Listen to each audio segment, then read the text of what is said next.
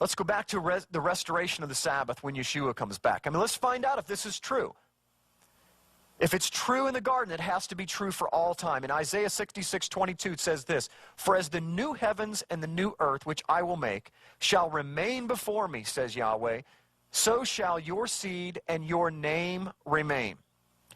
In verse 23, "And it shall come to pass that from one new moon to another, and from one Sabbath to another, shall all flesh come to worship before me, says Yahweh."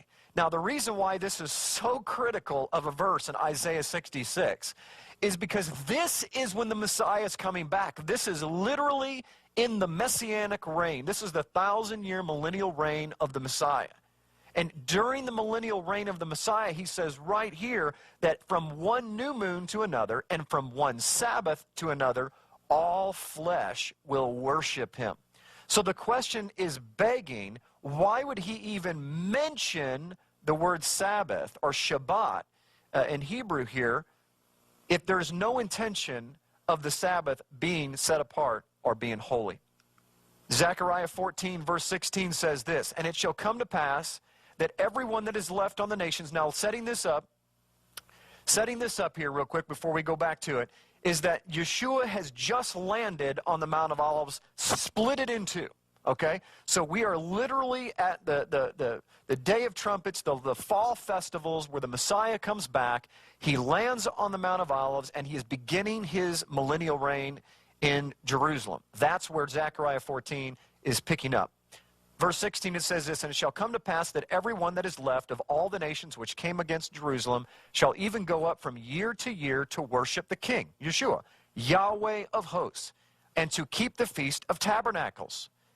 Keeping the Feast of Tabernacles in the millennium as well. "And it shall be that whoso will not come up of all the families of the earth unto Jerusalem to worship the King, Yahweh of hosts, even upon them shall be no rain."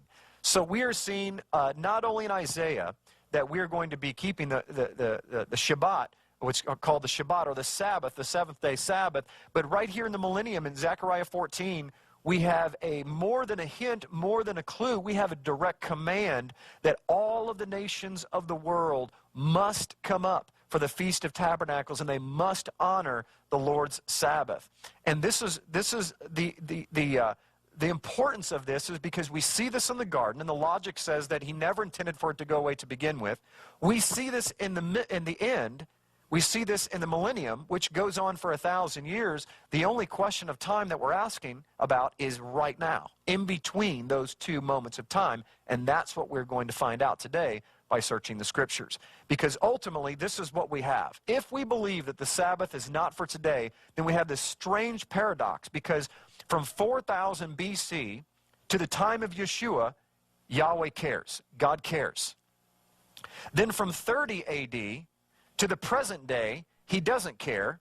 And then when Yeshua comes back for the next 1,000 years, he cares again. So he cares, he doesn't care, and now he cares again. And so we have to determine, is this logical? Is this a logical God that says, I don't change, I will never change, I'm a God who is a jealous God, I want you to worship me and do it my way, and I want you to use faith, and I will give you the faith as I send my Spirit to help you. But is it logical for him to make a law, says it's eternal, repeal it, and then bring it back? Or could it possibly be that we've misunderstood this part? Let's see. Bottom line is this. He cared in the garden. He cares when his son comes back.